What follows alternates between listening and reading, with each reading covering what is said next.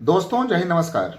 मैं हूं नीलेश सिंह और आज का ये जो हमारा वीडियो है ये छोटा वीडियो होगा और ये खासकर उन बच्चों के लिए है जो 2025 का यूपीएससी आईएएस का फॉर्म भरने की कोशिश कर रहे हैं। मुखर्जी नगर दिल्ली में जब मैं देखता हूं जो बच्चे फॉर्म को भर रहे हैं पिछले कई दिनों से, तो उनके सामने बहुत सारी दिक्कतें आ रही हैं। बहुत सारे बच्चे जो है वो लगातार ये कहते हुए पाए जा रहे हैं कि सर बहुत ही ज़्यादा इस बार हौच पौच हो रहा है, क्योंकि यूपीएससी ने कई बहुत सारे बदलाव किए हैं फॉर्म भरने को लेकर।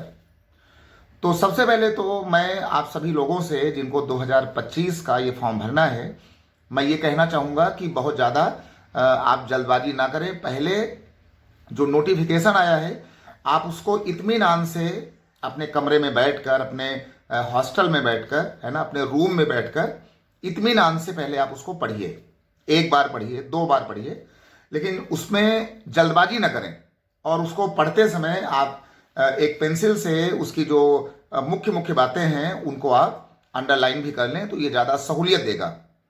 अब बहुत सारे बच्चे जो है वो जिस पर कंफ्यूज हो रहे हैं, अगर मैं बात करूं डैफ को लेकर, यानी कि डिटेल्ड एप्लीकेशन फॉर्म, क्योंकि यही वो कॉलम होता है जहां से जब आपका मॉक होता है, जब आपका इंटरव्यू होता है 1 साल बाद, तो ये जो आपका डैफ होता है यानी कि डिटेल्ड एप्लीकेशन फॉर्म का जो कॉलम होता है, जिसमें बहुत सारे कॉलम हैं, जैसे कि प्रेफरेंस का कॉलम होगा, इसमें आपके हॉबीज़ का कॉलम होगा, बहुत सारे इसमें आपके कॉलम आपको देखने को मिल रहे होंगे।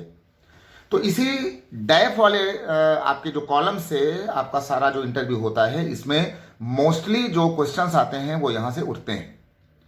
अब इसमें पहली बात आती है प्रेफरेंस को लेकर। अधिकतर बच्चे अपना जो पहली प्रायोरिटी है वो देते हैं आईएएस को, क्योंकि उनको कलेक्टर बनना होता है, उनको डीएम बनना होता है, उनको जिलाधिकारी बनना होता है। दूसरे नंबर पर बहुत सारे बच्चे होते हैं, अगर उनको वर्दी का शौक है तो वो आईपीएस का भरते हैं, या फिर बहुत सारे बच्चे हैं वो आईएएस के बाद आईएफएस का अपना कॉलम भरते हैं। इसके बाद वो आते हैं आईआरएस पर, फिर आते हैं दानिश पर, फिर उसके बाद जो है वो जीएसटी वाले पर आते हैं, है ना, रेलवेज वाले पर आते हैं। ऐसे बहुत सारे कॉलम उसमें आपको जो आपका एप्लीकेशन आया हुआ है उसमें आपको जो है देखने को मिलेगा।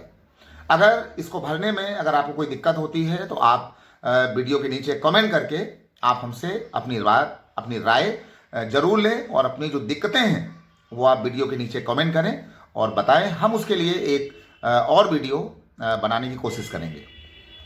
लेकिन अधिकतर जो बच्चे होते हैं वो पोस्ट की प्रेफरेंस देते समय वो अपना पहला जो कॉलम देते हैं वो देते हैं आईएएस को, दूसरा आईपीएस या फिर आईएफएस को, और इसी क्रम में फिर वो आगे जाते हैं, है ना। इनकम टैक्स का हो गया, जीएसटी का हो गया, रेलवेज का हो गया, दानिश का हो गया, ऐसे बहुत सारे कॉलम होते हैं। और उसके बाद फिर आप आते हैं ग्रुप ए और ग्रुप की सेवा को लेकर। तो ये चॉइस आपके हिसाब से होगी, जो आपको पसंद है आप उसको भरिए। बहुत सारे बच्चों ने कहा कि अगर हम मान लीजिए कि हमने थर्ड पर हमने दिया है आईएफएस को, और गलती से अगर हम आईएफएस बन जाते हैं तो क्या हम दोबारा जो है एक बार और परीक्षा दे पाएंगे? तो ऐसा बिल्कुल नहीं होगा। मैंने बहुत सारे बच्चों के कमेंट पढ़े हैं, तो मैं आपको बिल्कुल सचेत कर दूं, बता दूं जो हमारे नए बच्चे हैं, कि अगर आप आईएएस या आईएफएस अगर आप पा जाते हैं तब आपको दोबारा मौका यूपीएससी परीक्षा में बैठने का नहीं मिलेगा। अगर आपको दोबारा पेपर देना है तो पहले आप अपनी ज्वाइनिंग को छोड़ें, अपने पद से रिजाइन दीजिए, नौकरी को छोड़िए, उसके बाद ही आप इसको दे पाएंगे। तो एक बात तो ये हो गई प्रेफरेंस को लेकर। दूसरा आता है, बहुत सारे बच्चे कंफ्यूज हैं हॉबीज को लेकर कि सर हॉबीज में हम क्या करें। देखिए, हॉबीज की बात आएगी जब आपका इंटरव्यू आएगा। तो अभी जो भी आपकी हॉबी हो, जैसे आपका खेलकूद है, राइटिंग का है, आपका नॉवेल का पढ़ने का है, आपका मेडिटेशन का है, योगा का है ना, और आपके खेल कूद को लेकर के है, या फिर जो भी आपका वो है सिंगिंग का है ना, कुछ बजाने को लेकर के है, गाना गाने को लेकर के है, संगीत में है, नॉवेल पढ़ने को लेकर है। तो आपकी जो भी हॉबी हो जिसमें आपको लगता है कि ये आपका एक जो है पसंदीदा हमारा ये हॉबी है, तो आप उसको दे सकते हैं। हालांकि बाद में अभी आप कुछ दिन बाद अगर आप चाहें तो आप उसको चेंज भी कर लेंगे, लेकिन आप एक बार आपको जो पसंद है उसको बहुत ही ढंग से, बहुत ही ध्यान से आपको उसको भरना है। लेकिन जो आपने फाइनल हॉबी को भर दिया 1 से 2, जैसे आपने भर दिया योगा का, मेडिटेशन का, या फिर सिंगिंग का, या फिर नॉवेल पढ़ने का, या फिर मूवीज देखने का, पिक्चर देखने का, नाटक देखने का, तो आप उसमें स्पेसिफाई करें कि आप कौन सी तरह की आप पिक्चर देखते हैं। अगर आप गाने गाते हैं या गाने सुनते हैं तो आप किस तरह के आपको गाने गाना या गाने सुनना पसंद है, आप उसको बहुत ही क्लियरली आपको बताना चाहिए। दूसरा कि अगर आपको लगता है कि आपने नॉवेल का भर दिया है, आपने मूवीज का भर दिया है, आपने मेडिटेशन का भर दिया है, आपने योगा का भर दिया है, ठीक है, फिटनेस का भर दिया है, जिम का भर दिया है, मतलब जो भी आपकी हॉबी हो, तब आपको उसके बारे में वो सारी चीजें आपको खोज करके, ढूंढ करके आपको जानना चाहिए। उसके सारे नोट्स फिर आपके पास होने चाहिए, क्योंकि साक्षात्कार में, इंटरव्यू में आपकी हॉबी को लेकर जो आपने भरा होगा डेफ के अंदर, उससे आपके ऊपर ये सवाल जरूर पूछे जाएंगे। इसलिए अगर आपको लगता है कि हमने कोई हॉबी को भर दिया है और उस हॉबी पर अभी हमारी उतना अच्छा कमांड नहीं है, तो अभी आपके पास 1 साल का टाइम है। आप अपनी उस हॉबी को डेवलप करिए, आप उसको पढ़िए, सीखिए।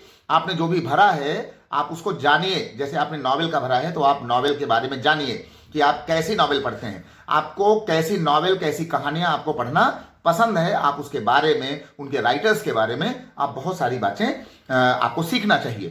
तो हॉबी भरने के बाद आपको अपने हॉबी पर एक फुल कमांड होना चाहिए, क्योंकि साक्षात्कार में यहां से आपके प्रश्न उठेंगे। तो ये कुछ डैब का कॉलम है, और इसीलिए आपका ये जो डैब का कॉलम है, जिसको हम लोग कहते हैं डिटेल्ड एप्लीकेशन फॉर्म, ये यूपीएससी भरवाता है, जिससे कि आपके बारे में सारी जानकारी उसके पास रहे और वहीं से उसी बिंदुओं से आपसे सवाल पूछा जाए। तो ये एक छोटा सा वीडियो था 7 या 8 मिनट का। इसके बाद आप कमेंट सेक्शन में कमेंट करिएगा यूपीएससी फॉर्म फिलिंग को लेकर, और अगर आपको लगता है कि आपको कोई चीज़ जाननी चाहिए तो आप मुझे कमेंट करें, अपना नाम और अपनी जो भी आपकी दिक्कतें हैं, बिना घबराए और बिना शर्माए। लेकिन फॉर्म आपको बहुत ही शालीनता से और बहुत ही धैर्यपूर्वक आपको भरना है, क्योंकि एक गलती आपका ये सारा खेल बिगाड़ सकती है। तो अच्छे से भरें। कोई परेशानी आती है तो हमें कमेंट सेक्शन में जरूर बताइए, और हम ऐसे छोटे वीडियोस आपके लिए लाते रहेंगे आपके साक्षात्कार यानी यूपीएससी के इंटरव्यू तक। धन्यवाद।